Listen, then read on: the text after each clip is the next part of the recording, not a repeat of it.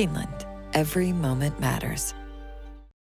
Welcome to another edition of the TDN Writers Room podcast presented by Keeland. My name is Bill Finley. I'm a correspondent for the Thoroughbred Daily News, and I also co-host the Down the Stretch radio show with the legendary announcer, Dave Johnson, every Saturday on SiriusXM Radio. Yes, he is legendary. I'm Randy Moss with NBC Sports and the Beyer Speed Figure team. Zoe Cadman with First Racing and First TV. It is a glorious 75 degrees here. It's going to be fabulous today. What's the weather like with you boys? Rub it in. Well, Randy lives 5 miles from the North Pole, so that's kind of not fair. It's here in New Jersey. It's pretty seasonable, 38, 39 degrees. We're not suffering here, but Randy braving those Minnesota winters, he deserves a little extra credit for all. Yeah, that. I got a window right here in front of me. I can look out and see a nice snowy landscape. But the high today is 43. Wow. Here in Minneapolis. How about that? Then it's 19 tomorrow. So okay. So guys, in the Thoroughbred Daily News last week, I wrote a story that I had hoped never to have to write. And in a nutshell, here's what it is. We all know Monmouth Park is one of those tracks that is struggling to make a go of things. And the reason why is, and I called them the East Coast version of Santa Anita, they don't have any revenue from slot machines, et cetera.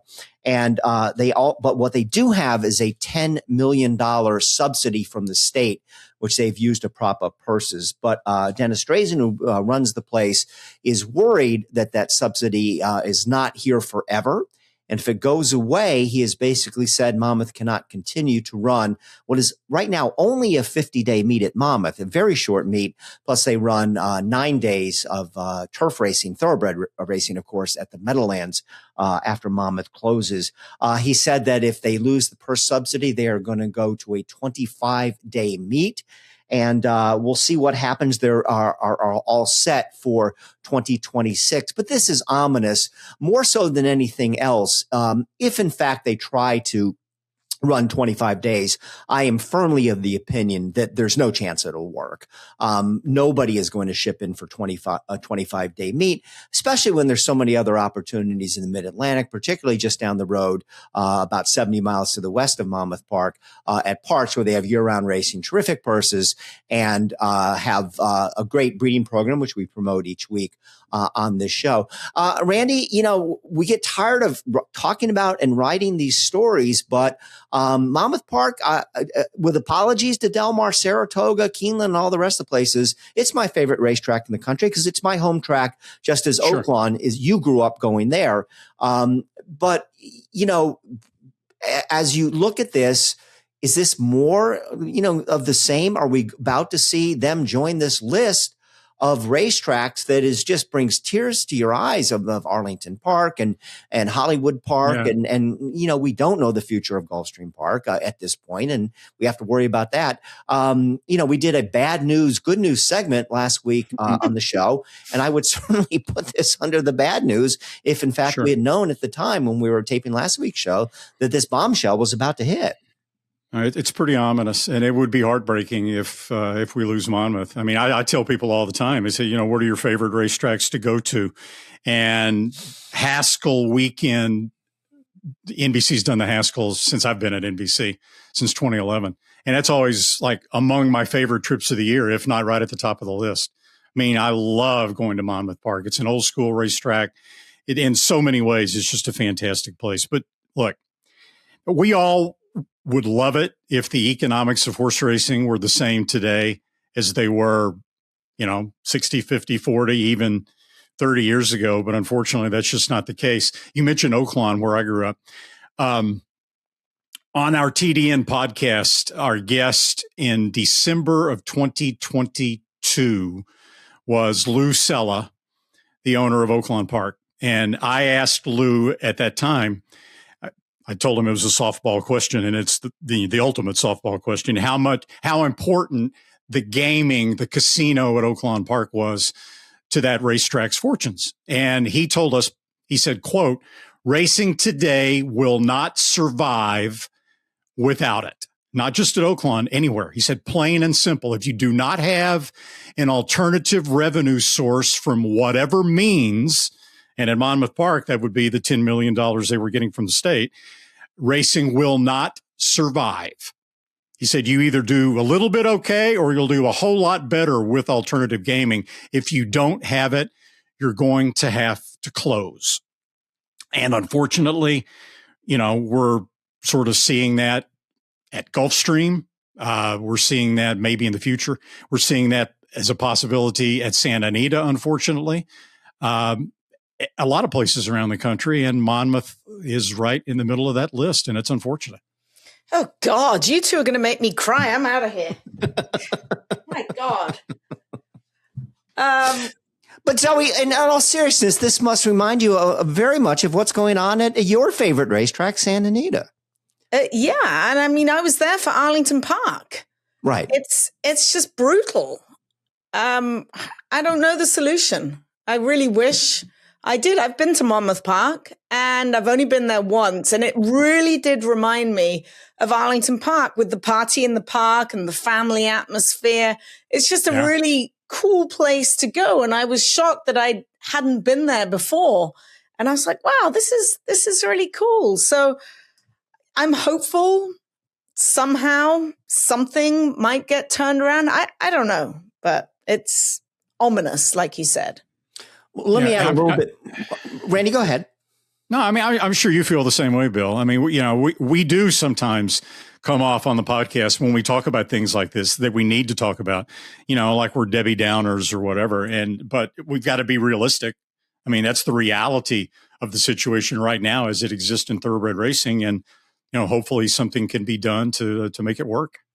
Yeah, and let me add a little bit more to the story. And again, it's similar to what's going on in California, where the Indian tribes control the gaming and the politicians won't budge. The problem in New Jersey is the Atlantic City casinos, and this all comes down to politics, as these things always do. The Atlantic City casinos control the politicians in the southern half of the state, and it's not that Monmouth and the Meadowlands have not tried to get gaming sources of revenue. It's that the politicians will not let it happen because they don't want any competition within the state for their precious Atlantic City casinos.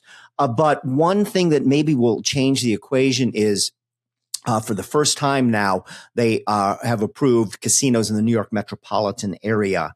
So now New Jersey casino gamblers, they're not going to Atlantic City unless they live around near Atlantic City. If they live in Philadelphia, they're going to Parks or to Harris Chester harness track. And pretty soon, if they live in northern New Jersey, they're going to be going to New York.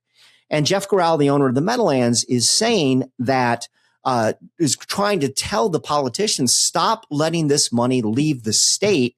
Let us have a casino here at the Meadowlands, which in my opinion, you guys aren't harness people, so I don't know if you spend any time or any at all at the Meadowlands, but it's in one of the most densely populated areas in the entire country. It would be wildly successful.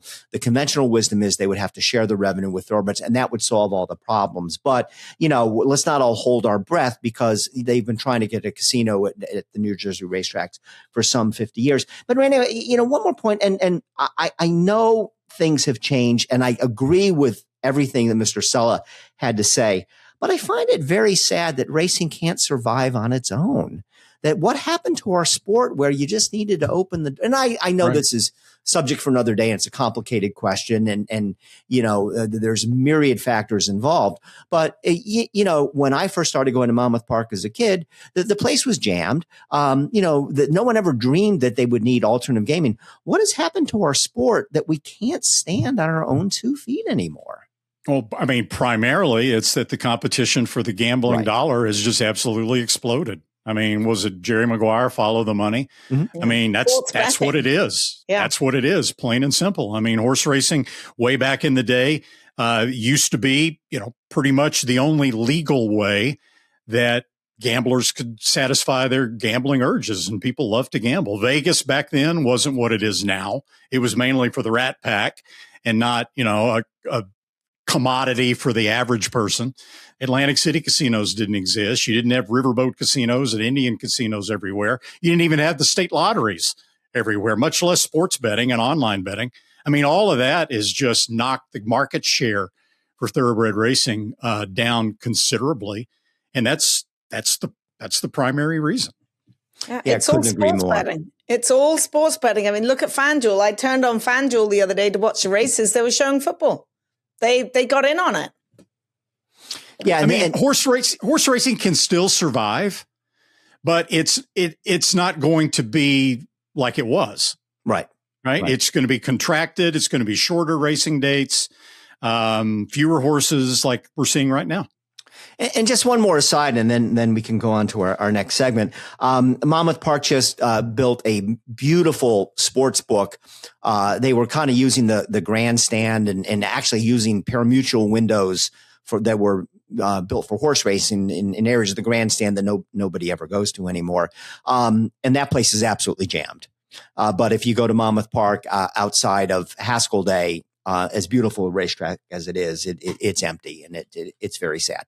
But you know what? We'll find something more enthusiastic to talk about. Please. Yes, as we continue the podcast. So we hang in there. We're all going to be okay. All right. So we're going to take a little break, and after this message from Keeland, we'll do something that we haven't really done before on the podcast. We're going to go over last week's podcast and some very interesting remarks from John Sakura. Stay with us. The TDN Writers Room is brought to you by Keeland. We're taping this before the conclusion of the Keeland January sale, but the day's first day, it was a little bit snowy, but Monday was an absolute blockbuster. Tiffany Case, the Dam of Nitrogen, we spoke about her last week. She's also a finalist for the Eclipse Award as Champion 3-year-old of 2025, and in foal to Champion Not This Time, sold for $3.2 million to Mandy Pope to top the day. The first session also featured $2 million for Grade 1 winner Simply in Front, and $800,000 for a wheeling colt by Gunrunner. The price for Tiffany Case is the highest at the January sale since 2019, when Abel Tasman bought a cool $5 million. The Gunrunner colt brought the highest price for a short yearling at the auction in 11 years. We'll be right back after this message from Keeland. We do this so your granddaughter can work on a farm someday. So the stands will still be packed in 50 years. That's why we come to work every day, obsess over every single detail. Because the story of racing is written one moment at a time, and the future of our industry deserves nothing less. Keeland, every moment matters.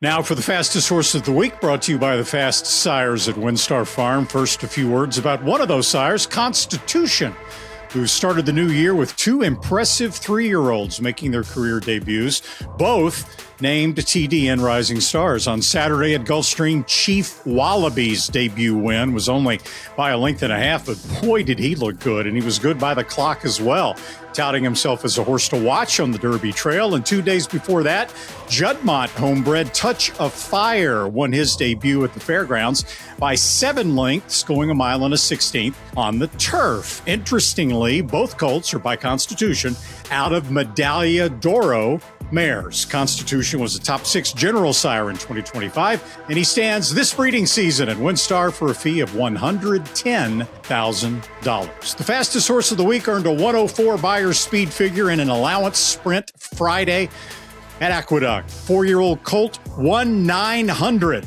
is a son of Dialed In, owned by Stephen Rocco Reeves Thoroughbred Racing and the Adelphi Racing Club, and trained by Tom Morley. 1-900 rocketed to a 4.5-length win, going 6 furlongs in 109.84. His third win in 7 lifetime starts. The first time he ever ran a triple-digit Buyer, but 4 times previously, his Buyers were between 92 and 95, so he's always been a fast one. And this week, 1-900, our fastest horse of the week.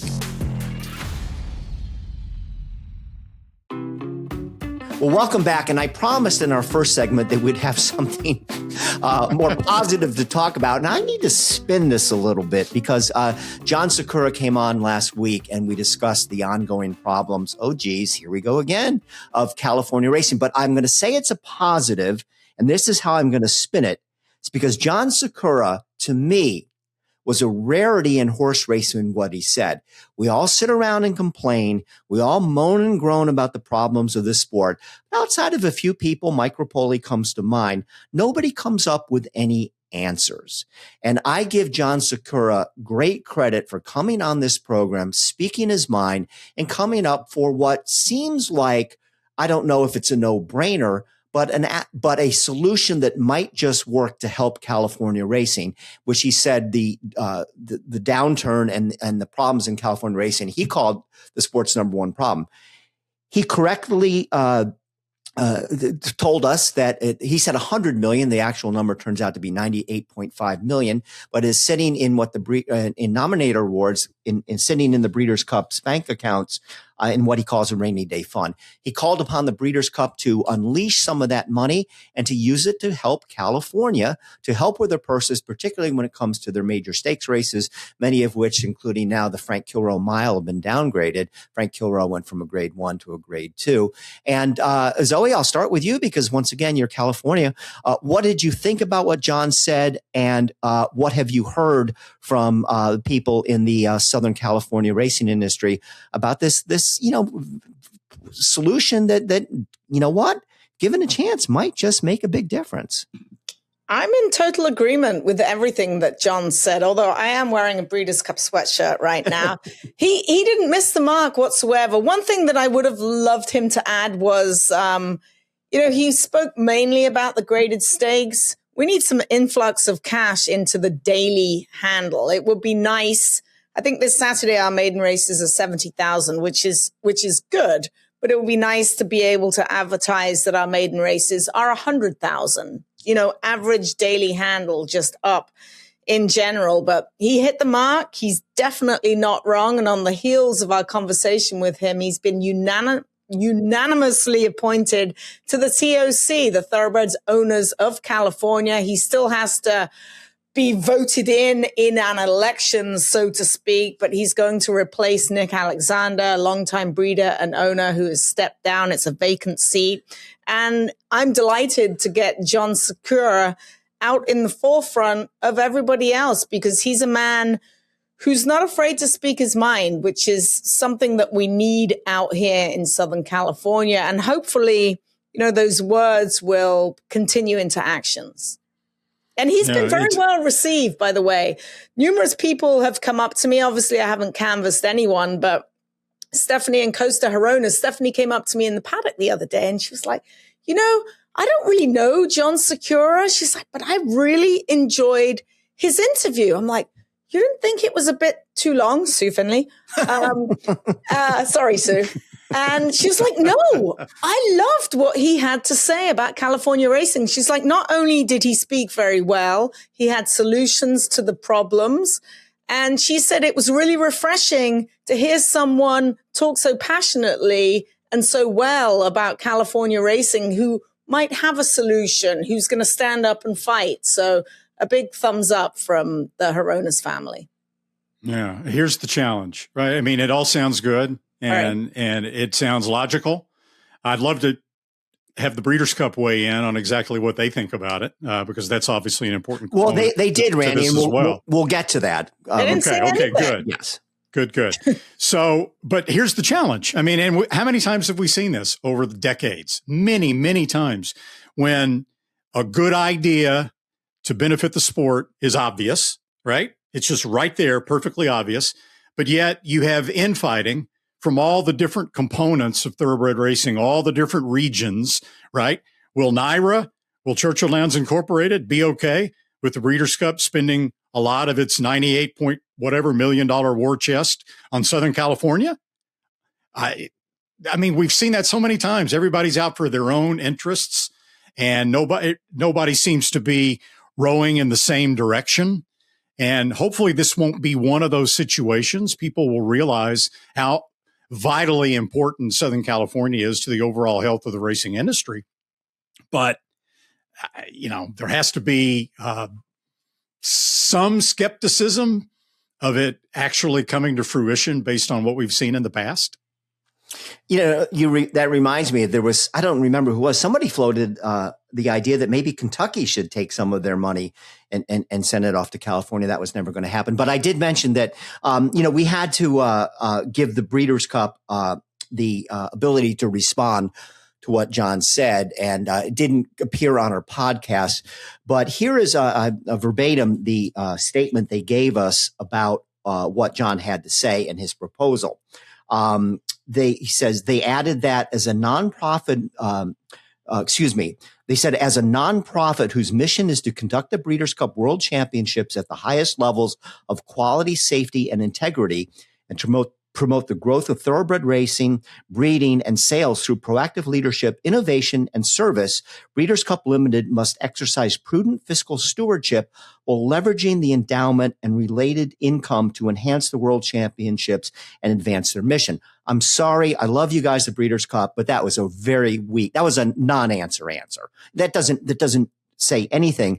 And Sakura followed up with that, and he called him out on that. So I think he's probably not a very popular guy within the Breeders' Cup team. And this was his response to their response.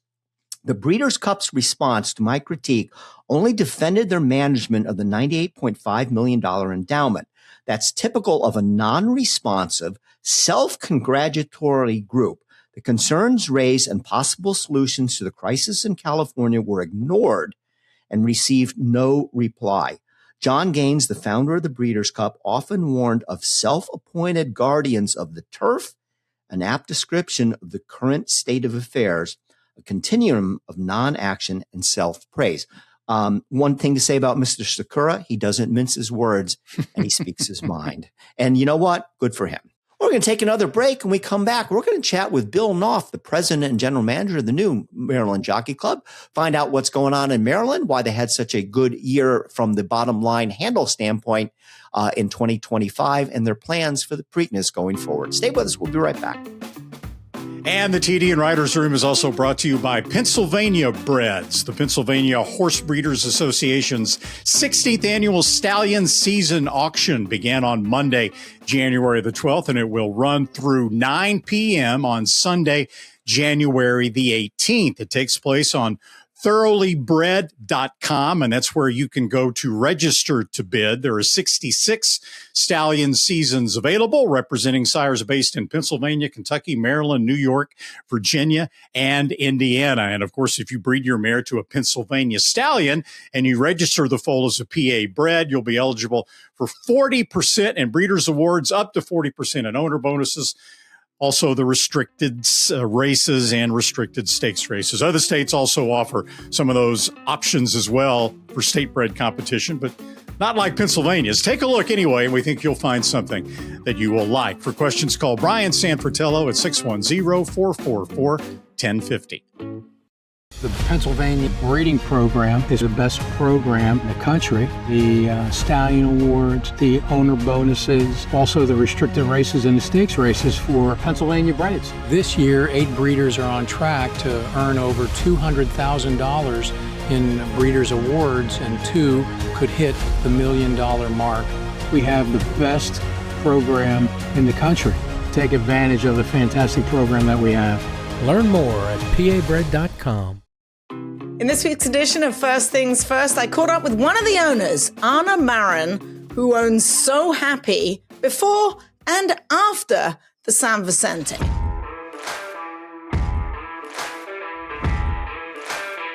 Anna Marin is with Saints or Sinners, and she has part of the 2 So Happy. Okay, Anna, what's in a name? Well, this is a story. He is by Run Happy, and when we were naming him, I said to Mark, I have the perfect name, and it's going to be named after you. He goes, oh yeah? What is it? I go, So Happy, because you're always so happy. Tongue in cheek, right? Tongue in cheek, and if you know Mark, you would be laughing too. I am absolutely dying here. Well, he's a beautiful horse. Talk to me about his first run. He was 38-1 and won like a 6-5 shot. Was that expected? Well, there's always expectations, right? And you're always hoping that they obviously don't know the odds, and he just blew us up. I mean, we were amazed at how great he did. So, yeah. Well, good luck here, and we love the name So Happy.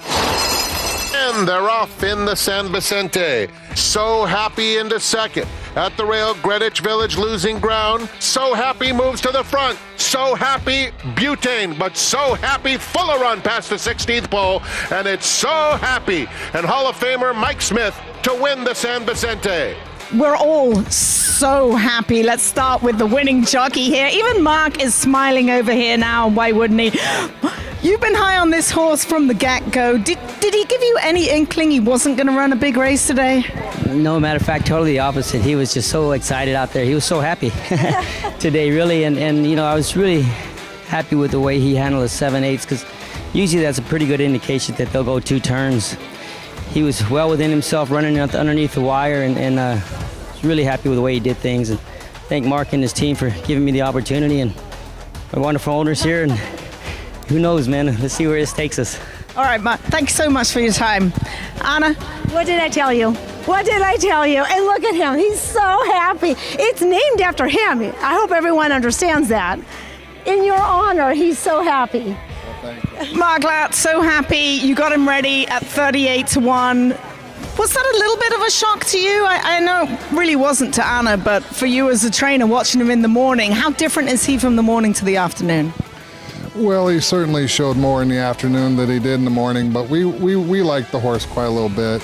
Asked a lot of him. First time out, he had to ship down the Del Mar the day he was in, and so, you know, he's kind of a looky-loo in the morning. As a matter of fact, we train him in blinkers every day because he wants to see and look at everything, and so I just thought he would be a horse that might need a race a little bit, but did expect him to run well. Honestly, I didn't think he would run quite that well, and he backed up that first race with an awesome performance today. Well done, guys. We're all... Thank you. What are we? We are so happy today. Mark, are we so happy? Absolutely.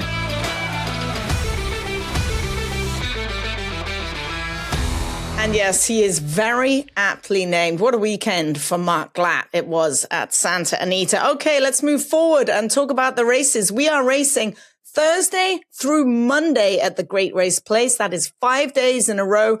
Thursday and Friday, free admission and free parking. On Saturday, the popular Burgers and Brews is back. So I know Bill will like this. You can have a burger and you can have a beer. Hopefully they'll let me drink one. On Saturday, we celebrate the Calbreds. We're giving away over $775,000 in 5 stakes across a 9-race card. So come out to the Great Race Place. And don't forget, Martin Luther King Day on Monday, special holiday racing.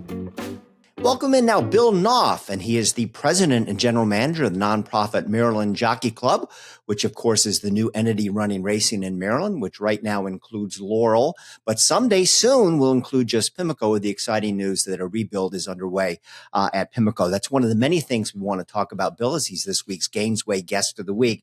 But Bill, the main reason, frankly, I wanted to have you on was because your PR team and Dan Illman and the people he works with put out what I thought was a very fascinating press release at the end of the year or in early January. Your numbers, bottom line numbers of handle were outstanding. A matter of fact, average per race handle was up 14.29%. Average daily handle was up 13.49%.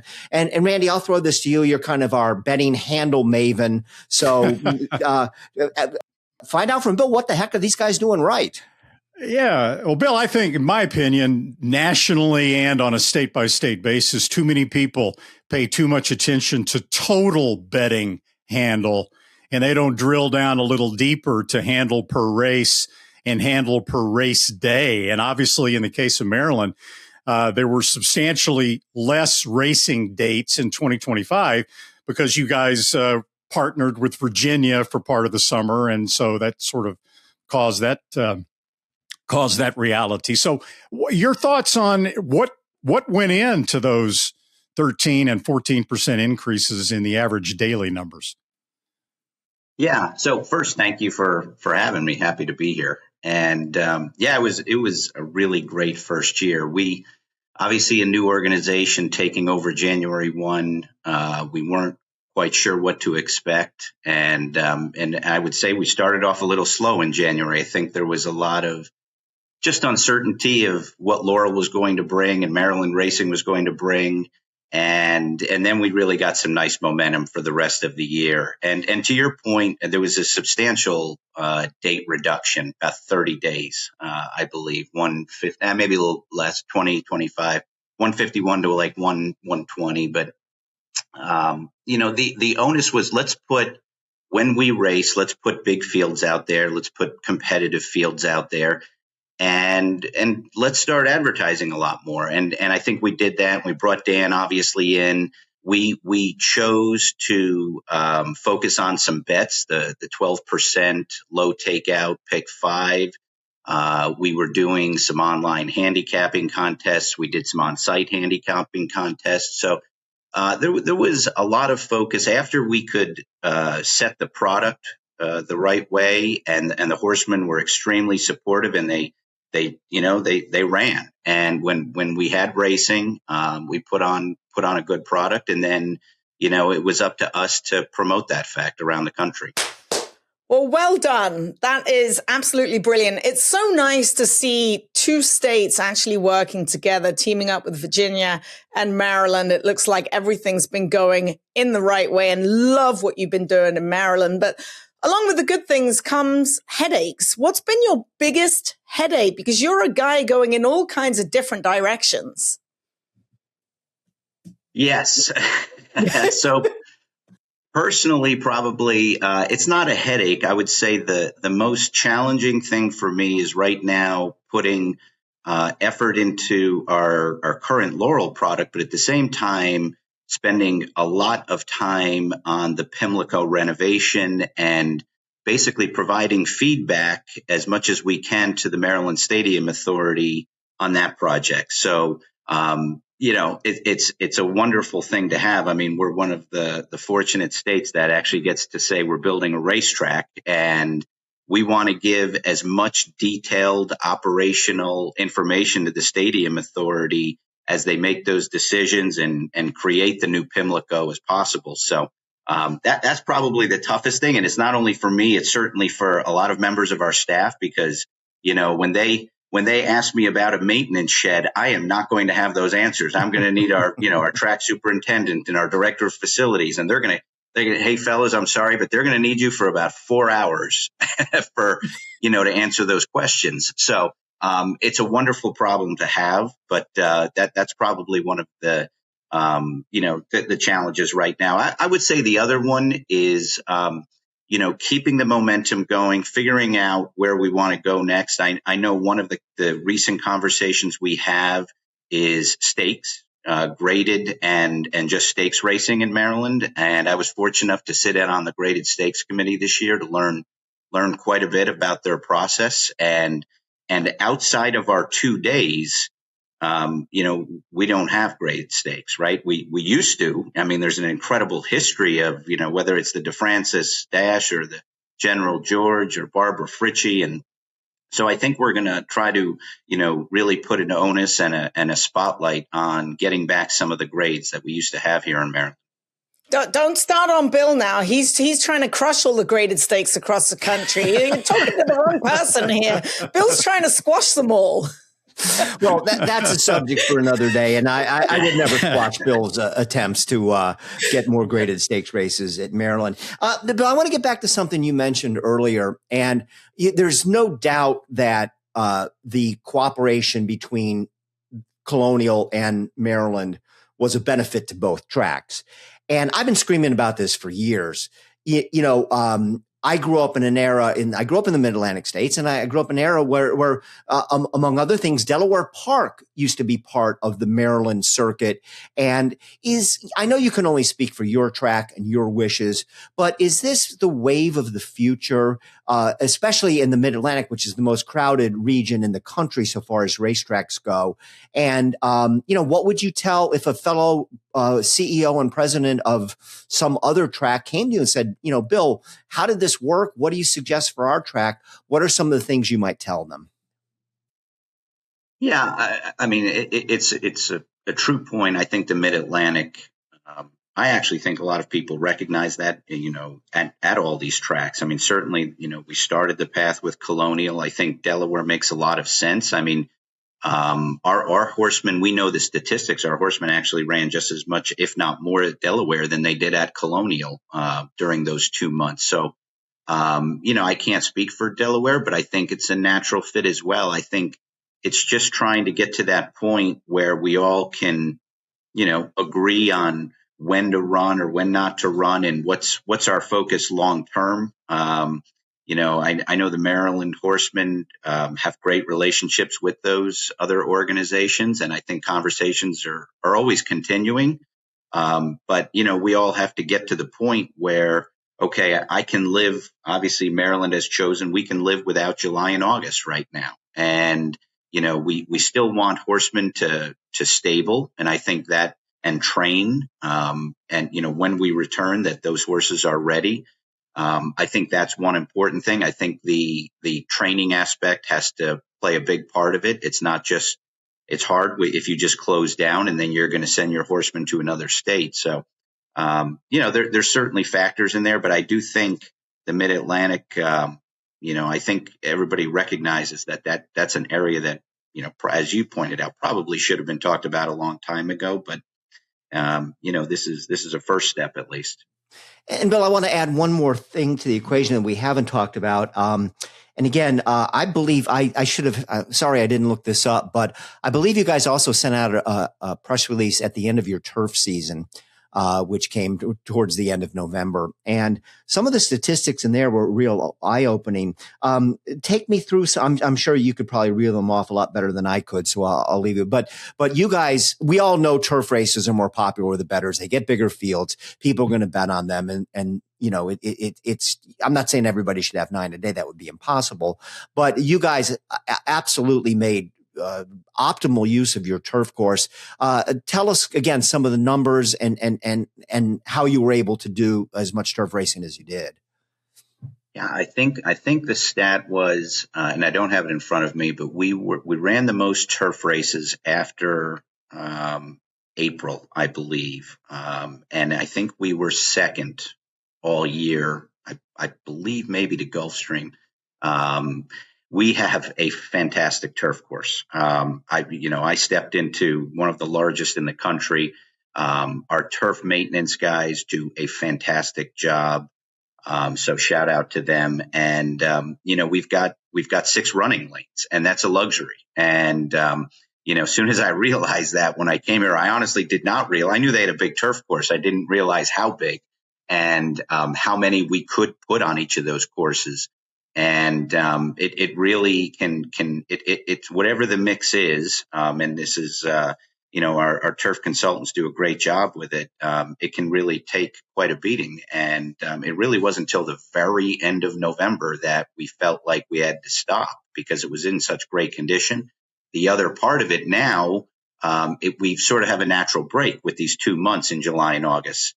And so we can open it up in April and we can run pretty strong on it till June. We give it a little bit of a nice 2-month break, recuperate, and then come back and, go September to November. So, to your point, we were running at some days 6 a day, 5 a day, and they're usually strong, really strong fields. Certainly the highest, over dirt that we had. So it's a nice thing to have. And of course, in the not too distant future, that convenient turf course at Laurel is going to go away, and you'll be focused on Pimlico. Before we get into the Preakness at Pimlico, which is going to be a fascinating conversation, the Preakness at Laurel. Let's go back to Pimlico for a second and the construction project there. Take us behind the scenes a little bit and give us an idea of some things that are in the works at Pimlico that might surprise some people. The racing surfaces, have they been affected at all in this renovation? So before me, there was a conversation about rotation of the tracks, and that was put to bed. That is not happening. So at this moment right now, we've got our entire track cushion piled in a big mound. It's a mountain on the infield of Pimlico right now. So we're preserving that. And we're doing due diligence testing on all of the base around the racetrack, anything with drainage, and of course, just making it even as possible. We're doing the same with the turf course. We're going to look at drainage. We're going to look at anything that we can do in these 2 years to update and maintain these courses so they're perfect for moving forward. So that's as far as the racetracks itself. Right now, the rest of Pimlico is down. It's one big dirt pile across the entire site, and they're next up is the utilities. But I would say a couple of things. One is if people are not aware, we are building a massive tunnel on the right before the clubhouse turn. And if anybody has ever tried to cross the track on to the Pimlico infield, right? Oh yeah. And every time I say that, everybody's like, either roll the eyes or laughs, and because they got stuck for 30 minutes waiting for the trams to come over. We'll appreciate this new tunnel more than anything. But I would say that's probably one of the biggest attributes. And then aside from the grandstand, I think one of the other things, and maybe people have heard this, I know there was some, of course, angst with the Preakness barns coming down, and because of just such the great history of it. But the Preakness barns are being rebuilt in the same spot and sort of the same style, where they will be open and we'll have tours that people can go through and see the Preakness horses, and we may even use that for other stakes days, just trying to get the crowd involved. And I thought, for the first time seeing that last year, I thought that was such a cool, unique feature of Pimlico. And I was really happy that it's going to be replicated now with the new one. I'm guessing that other than that, the new Pimlico is going to be completely unrecognizable to somebody that was familiar with the old Pimlico. That's right. Well, I believe unless you recognize the early one from the 1900s, right? Because that's what it's modeled after, but not the most recent one. Yes. Okay. Yes. Very cool.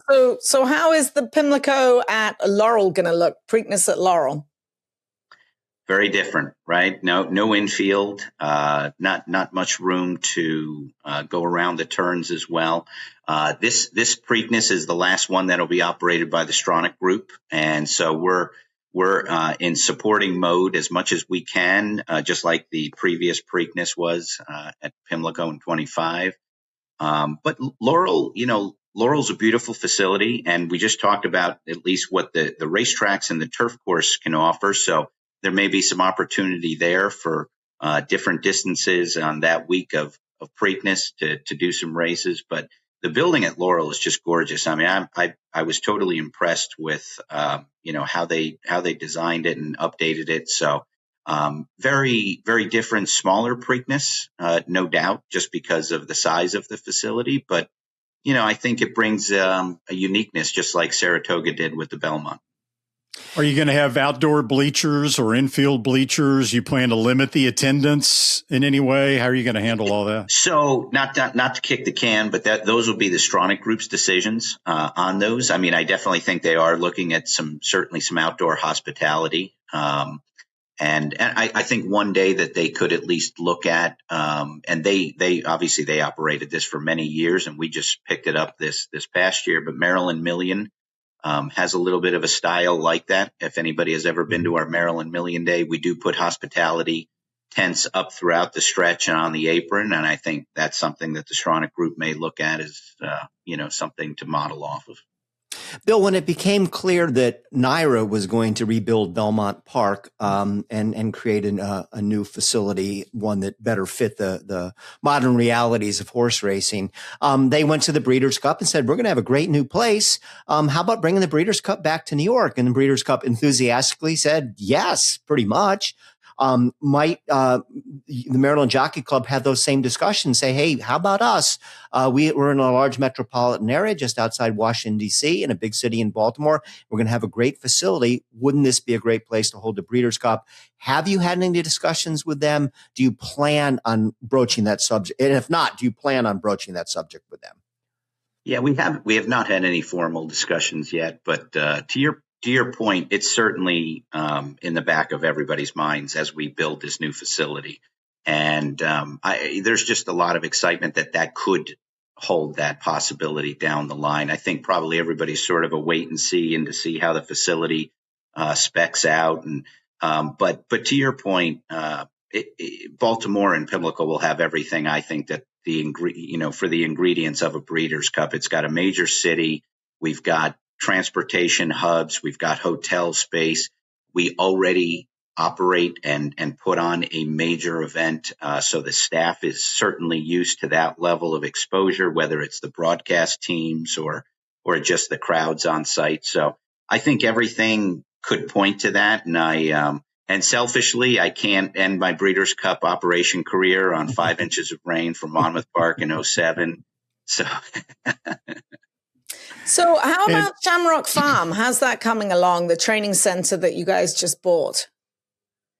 Yeah, so the Maryland Stadium Authority is still in doing a lot of due diligence out there. Shamrock has posed a few more challenges, I think, now that they're starting to dig in.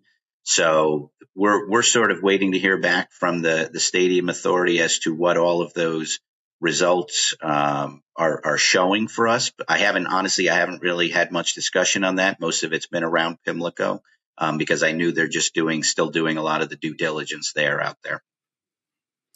So, Bill, because it's me, I have to ask this question as part of the interview. And since Bill so graciously mentioned New York to kind of open the door a little bit, right? I know you can't say this because you're too political. Right now, New York is holding up any opportunity to increase the spacing between the Triple Crown races, which would be so important, I think, to the future of the Preakness Stakes, at least the quality of the Preakness Stakes fields.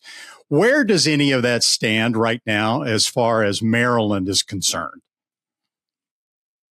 So what that for this year in 26, it's probably one of our highest priorities is to do a media rights search for our new partner moving forward. And I think the date factors highly into that conversation with our partner. We're at the very beginning stages of that search.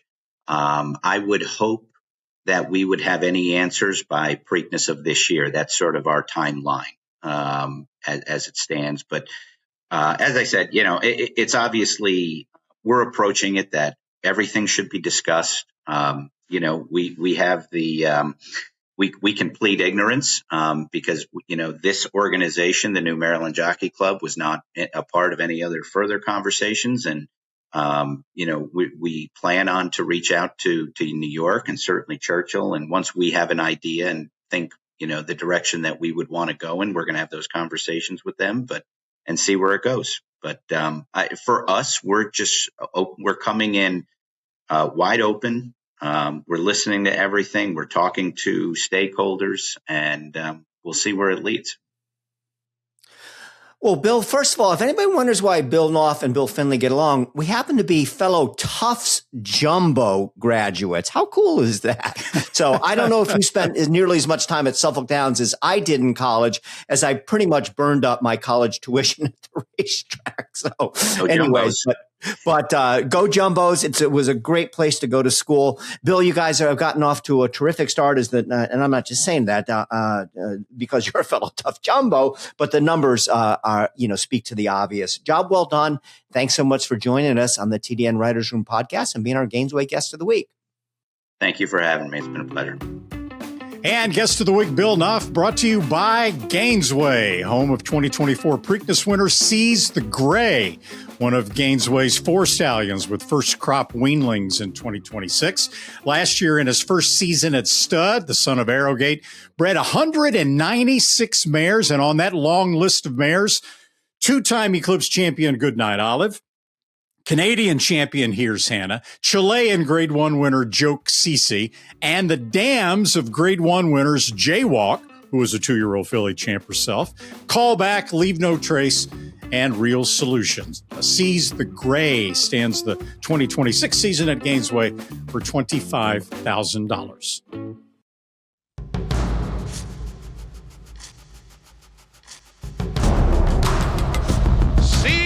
Gray wins convincingly.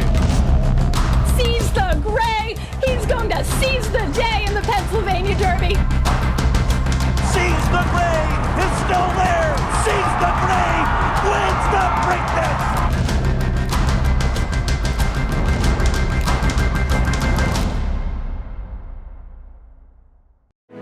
some of the fullest fields in the country and quality racing year-round. There's never been a better time to reap the rewards of breeding and racing in Kentucky. Purse money in Kentucky is at an all-time high, as is average purse per race, outpacing California, Florida, and New York. Kentucky breds. Breed them, raise them, race them. We all win. The TDN Writers Room brought to you by Kentucky Breds. And what a year it was around the world for horses bred in the Commonwealth. In 2025, Ruling Court won the 2000 Guineas. Scandinavia took the St. Leger and the Goodwood Cup. Hit Show, of course, captured the Dubai World Cup. And Dark Saffron won the Dubai Golden Shaheen. While at home, Kentucky Breds won 70% of the Grade 1 races last year. And of the 33 Eclipse Award divisional finalists, 22 are Kentucky Breds, including the favorites like Ted Knauf and Sovereignty. Breed them, raise them, race them. We all win. Well, it's too early in 2026 to get that excited about any of the 3-year-olds that have run so far. We haven't had as much as even one graded stakes race run yet for the 3-year-old males headed to the Kentucky Derby, but there have been some interesting prospects that have shown up. And I asked each of our panelists, myself, of course, Zoe and Randy, the following question: which 3-year-old that you've seen who's so far in 2026 impressed you the most and gave you some optimism about their futures? And I have an answer. My answer is the horse that raced on Saturday at Gulfstream Park and for Bill Mott. And I'm not talking about Chief Wallaby, who I believe the TDN made a rising star. I'm pretty sure that they did. But I'm talking about the other Bill Mott horse that won on the same card thunderously, who won at 1 1/16 by 5 lengths as a first-time starter. Now, will this horse win the Kentucky Derby? Of course, the answer to that is it's highly unlikely. But I was most impressed by him for a couple of reasons. First of all, he debuted at 1 1/16. So he already passed a very important test. And, you know, in days gone by, you would say that a horse that made its debut on January 10th would just completely run out of time. That they can't possibly make it and get ready for the Kentucky Derby. Need I remind you, however, that Justify, and I'm not saying this horse is the next Justify, I wouldn't go nearly that far out on a limb. He didn't debut until February 18th. So maybe, just maybe, Zoe, Randy, this isn't impossible, but who has impressed you? It's a really tough question. let me let Randy go first. Okay. I might need some help. Now, Bill specifically said the horses that we've seen this year. Mm-hmm. I think the best is yet to come. Which takes out, you know, obviously your Ted Knauf's and your Napoleon Solos and your Englishmans in the Cherie DeVoe barn and all that, right? So I've seen 2 and that really, really blew me away. And one's Todd Pletcher and the other's Bill Mott. It's Pletcher had a horse called Nearly, a son of Not This Time, that won on January the 2nd at Gulfstream Park, 7/8 of a mile. Got a little trouble at the start. Still drew off, ridden out, won by 5 lengths over a very highly touted horse in the Brad Cox barn named Confessional. Just made, you know, really, really, beat Confessional very soundly. Won with the 96 buyer speed figure. And then Chief Wallaby, who Mott had this past weekend. You sort of referenced that, Bill. That was the sprint earlier on the card from Thunderously. And Chief Wallaby also was very visually impressive. Those would be the 2 that stand out for me so far. I didn't realize we were doing this year. I am going to say on this day, Tuesday, January the 12th at, 9:52 a.m., that we have not seen this year's Kentucky Derby winner at the races. I'm going to say that horse is residing perhaps out here in Southern California or elsewhere. I know Buffett's still got plenty in his arsenal, in his barn, that have been working extremely well. I'm sure Todd does. I'm sure Brad does. I'm sure Brendan Walsh does, Cherie DeVoe. I do not think that we have seen the 2026 Kentucky Derby winner at the races thus far. At all. Not just this year, but at all. At all. Well, that's a big stanza, but it begs a question, and I'll go back to, Justify was a generational horse. Not only did he win the Triple Crown, he did it. Baffert had less than 3 months to get him from a maiden win into the winner's circle at the Kentucky Derby. We used to have, what was that? Who was those? The horse that 1918 and had been nobody since then. Randy, you must remember the damn horse we always used to talk about. Oh my God. That was the last one to win without a start. Apollo was the last. So we got it. We all stuck to. Yeah. Okay. There you go. Well, it hadn't been done since, the 1300s. So who the heck is ever going to do this? Are you underestimating perhaps the difficulty of, some Bob Baffert horse, maybe the Saturday at Santa Anita, I haven't seen the entries, might run off the screen and everybody's going to be going crazy. And this is the next Justify. But are you underestimating perhaps the difficulty of taking a horse, to the Derby when they debut this late in the game? You know what you need to look for? You need to look for a horse that was in training as a 2-year-old that may have fallen by the wayside of their 2-year-old year. A horse that's already had some fitness, like Justify had some fitness, and, he couldn't run, but he was on the work tab. Horses with prior fitness, I think that's key if you're looking for horses that are going to break their maidens this year and move forward. It's very important for them to have some prior fitness as a 2-year-old. A horse is not going to win the Derby that you just pull out of the field that's never even worked half a mile in its life. If it has some muscle memory, that is definitely going to help.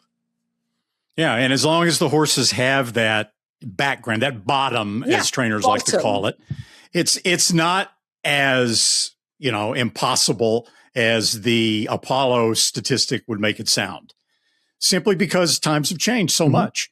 In the 30s, 40s, 50s, 60s, 70s, these top 2-year-olds, most of them ran a dozen times or more as 2-year-olds. They were going in June and July and all through Saratoga. They ran a lot as 2-year-olds. And if you got to the 3-year-old year and you see a horse suddenly making his debut that didn't run at 2, there was something badly wrong. Oh, the horse was, had all kinds of major problems to not run at all back then as a 2-year-old. And so that's why they never won the Kentucky Derby. Now, by design, trainers are getting horses into gear, especially the horses bred for 2 turns. They're giving them more time. And if they come up with a little bit of an issue, a sickness or buck shins or whatever in November, December, then their debut can get pushed into January. And it's not that big of a deal. What about So Happy? What did you think of him winning the San Vicente? He's by Run Happy out of a medallia mare. Can he go long would be my question. No problem. But Randy, and what about the buyer figure on that horse, Randy? Buyer figure was solid. Okay. It was a fast race. I'm looking for it right now. It was in the mid to upper 90s. 96, I think. Yeah, okay. But being by Run Happy, talking about 1.25 miles. I wouldn't go there. Okay. So I believe, correct me if I'm wrong, but I believe this Saturday's Lecomte Stakes at the Fairgrounds is the first graded stake of the year of 2026 for the 3-year-old males. And again, a typical field, a lot of lightly raced horses. I think Cherie DeVoe has 2 horses that we could be talking about down the road as it advances towards the Kentucky Derby and maybe even the Louisiana Derby. My pick, which I've already made for the Thoroughbred Daily News, is Mesquite, who came from the clouds to win on November 7th at Churchill Downs. Flavian Pratt will ride. And she also has a horse by the name of Golden Tempo, who is a Curlin colt. Kind of a similar story. Has only run once, closed very strongly to win at 6 furlongs. I would note that Jose Ortiz appears to have picked Golden Tempo over my pick, Mesquite. But, are there any future stars in this race? Maybe, maybe not. But it's good to see at least getting going with the 3-year-old stakes races, at least the graded ones. And Randy, have you had a chance to look at this race and your thoughts on it? Oh yeah. I've looked at it in detail. and here's an interesting backstory about the two Cherie DeVoe horses, Mesquite and Golden Tempo, and the jockey assignments. Okay. So Jose Ortiz rode both horses, Mesquite in a maiden race at Churchill Downs, in which he was very impressive. He was tons the best. He didn't break. He got shuffled back. He got dirt in the face and started climbing badly. He dropped 10 or 12 lengths back off the pace in last. Looked like he had zero chance to win. And yet he still beat a decent field and roared from behind. Won narrowly, but he won visually very impressive given what happened to him. And then Golden Tempo won a 6 furlong race at the fairgrounds. He's bred to go 1.25 miles, certainly not 6 furlongs. He didn't break that well, so he wins. Jose Ortiz rode both horses, and they're both running in the Lecomte. And so Cherie DeVoe says, okay, you got to pick. I mean, which one do you want to ride? And he said, I can't. She gave him until Saturday morning of entries. And he said, I can't decide. I can't decide between the two. So she said, basically, she did a coin flip. Okay. And Jose Ortiz winds up on Golden Tempo. And of course, they landed pretty well for Mesquite, picking up Flavian Pratt to ride Mesquite. So both horses look really good in their maiden wins. Wow. That's really interesting. And they're both homebreds. It's LBD Stable owns and bred Mesquite by Union Rags out of a mineshaft mare. And then you've got Golden Tempo bred by the Phipps Stable, and St. Elias now has horses with Cherie DeVoe, a son of Carlin, out of a Bernardini mare, Think Sovereignty. I love Golden Tempo. I think that Jose Ortiz is on the right horse. Yeah, one of those two horses I think is going to win. The Gun Runner was the prep for this race. It was the first race for 2-year-olds at the time, December 20th, at the fairgrounds. And you've got, several horses from the Gun Runner coming back to run in the Lecomte. The Gun Runner was a bad race. It was a bad race. It collapsed. They went the last 1/8 of a mile in 14 seconds plus, the last quarter in 27 and change in that race. It was a fast pace, which obviously had a lot to do with that. But, I don't really like any of those horses coming out of the Gun Runner. So I like one of the two Cherie horses. All right. So we're all on board with Cherie DeVoe. Which one it will be, we'll find out if, in fact, it is going to be one of them. The horse that Randy is referencing is Chip Bahancho, the winner of the Gun Runner for Steve Asmussen, will be ridden by Paco Lopez. But an interesting race, and we will find out more as the road to the Kentucky Derby seems to be heating up.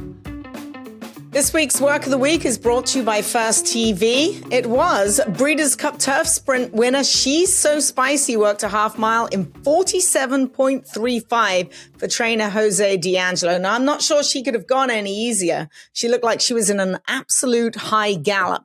According to D'Angelo and my colorful friend Rich Mendez of More Play Racing, she is preparing for a Middle East campaign. Next up, the $2 million Grade 2 1351 Turf Sprint at King Abdulaziz, hope I said that right, racecourse in Saudi Arabia, which will represent her 4-year-old debut. We'll be right back after this message from First TV. Be a smarter better with First TV. The best horses. With thousands of exclusive morning workouts. All at your fingertips and delivered right into your inbox. Everything you need to be informed. Be smart. Bet smart. With First TV. All the thrills. Fraction of the bills. Experience the power of the partnership. Change your life, make new friends, and compete at the highest level of thoroughbred racing. West Point Thoroughbreds, the gold standard in racing partnerships. Visit westpointtb.com. If you watched last week's podcast, we told you about West Point Thoroughbred's Kentucky Oaks hopefuls, namely Breeders' Cup Juvenile Fillies winner Super Corridora and another filly who's won a couple of stakes at Oaklawn named Counting Stars. Well, right on cue, West Point added more depth to its Oaks pursuit. Saturday at the fairgrounds, a filly named Powered by Family, trained by Cherie DeVoe, scored an eye-catching 4-length maiden victory around 2 turns, ridden by Jose Ortiz, powered by Family, a daughter of Quality Road, and you might look for her in stakes competition in her very next start. Meanwhile, Super Corridor is targeting the Feb 8 Las Virgenes Stakes at Santa Anita, counting stars the January 31st Martha Washington at Oaklawn. That is a wrap, in fact, on this week's show. And as always, I want to thank my two wonderful co-hosts, Randy Moss and Zoe Cadman. I want to thank Bill Knauf, our Gainesway guest of the week. I also want to thank the people that work behind the scenes, and they're really the engine that drives the show and what makes the final product look so good. That is the team of Sue Finley, Katie Petroniak, Anthony LaRocca, and Aaliyah LaRocca. Thanks for listening. Thanks for tuning us in, and we'll talk to you guys next week.